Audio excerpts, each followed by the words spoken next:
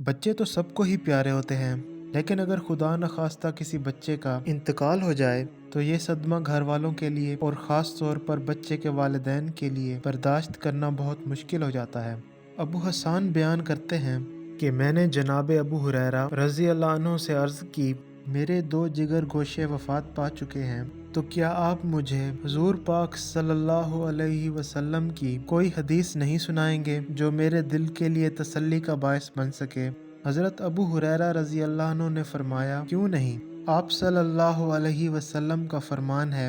چھوٹی عمر میں وفات پا جانے والے بچے جنت میں آزادی سے گھومے پھریں گے، وہ اپنے والدین کو پلو سے پکڑ کر کھینچتے رہیں گے حتیٰ کہ اللہ ان کے والدین کو ان کے ساتھ جنت میں داخل کر دے گا۔